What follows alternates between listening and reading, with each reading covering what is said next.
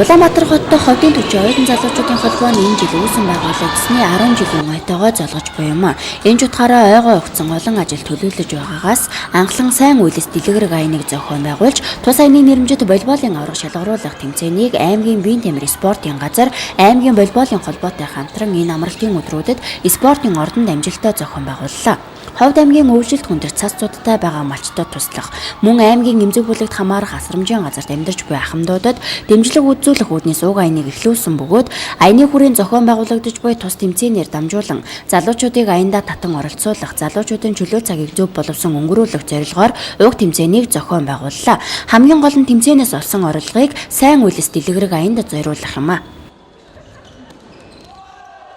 За энэ хүү тэмцээнийг Ховд аймгийн биеийн тамирын спортын газар, Ховд аймгийн волейболын холбоо, манай Улаанбаатар хотод одоо ажиллаж амьдардаг сурдаг манай оюутан залуучуудын Ховдын түүчээ, оюутан залуучуудын төрийн бус байгууллага хамтран амжилттай зохион байгуулж байгаа маа. За ингээд 20 гаруй одоо баг тамирчид 2 өдрийн туршид амжилттай өрсөлдөж энэхүү одоо шагнал гардуулах үйл ажиллагаа эхлэхэд бэлэн болсон байна.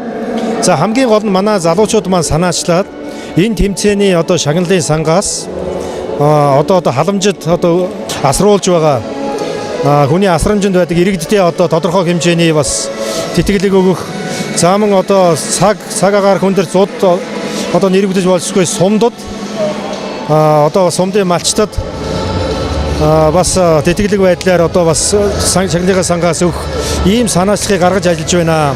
Тэгээ залуучууд маань ийм сайхан хүмүүнлэгийн аяныг өрнүүлээ явж байгаа нь бол маш их сайжралтай хэрэг байгаамаа. Тийм учраас аймаг орон нутгийн удирдлагууд бид бүхэн одоо эдгээр зүйлийг одоо дэмжиж, хамтран ажиллаж, залуучуудаа урамшуулж ингэж байна. Ялангуяа манай Ховдын түүчээ төрийн бус байгууллагын оюутан залуучууд, Содбаяр, Өсгөөөр дэргүүтэй маш олон залуучууд энэ тэмцээнийг амжилттай зохион байгууллаа. Энэ залуучуудын ажилд бас амжилт хүсье гэж ингэж бодож байна. Ховдын түүчээ оюутан залуучдын холбооноос Ховд аймагт анх удаа малчтай туслах энэ аяны хүрээд волейболын тэмцээнийг амжилттай зохион байгуулаад өдөртөө 2 өдрийн турш амжилттай зохион тэмцээн бид байна. Ховд аймгийн сумдаас мань баг тамирчид ирж оролцсонд зохион байгуулагч бид бүхэнд сүүлийн баяртай байна.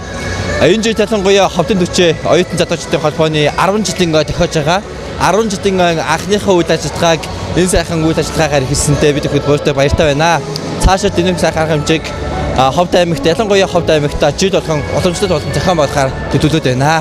Улаанбаатар хоттой ховдын төчийн оюутан залуучуудын холбооноос санаачилсан тус хүмүүнлэгийн аяны хүрээнд Ховд аймагт анх удаага зохион байгуулагдсан волейболын тэмцээнд 20 гаруй баг тамирчид оролцож хурд хүч ахвалсан байгаа сорин өрсөлдсөн юм а. Тэмцээний эмэгтэйчүүдийн ангиллын 1-р байранд 1-р сургуулийн баг тамирчид, 2-р байранд Политехник коллежийн баг тамирчид, 3-р байранд Бүсийн онцлогын эмчилгээний төвийн баг тамирчид орлоо. Харин эрэгтэйчүүдийн ангиллалд 1-р байранд Үн сумын баг тамирчид, 2-р байранд Ховд олон улсын нисэх буудал, 3-р байранд Цас талтай цогцлбор сургуулийн баг тамирчид орж тус бүр тэмцээний эхний 3 байрыг эзэлсэн юм.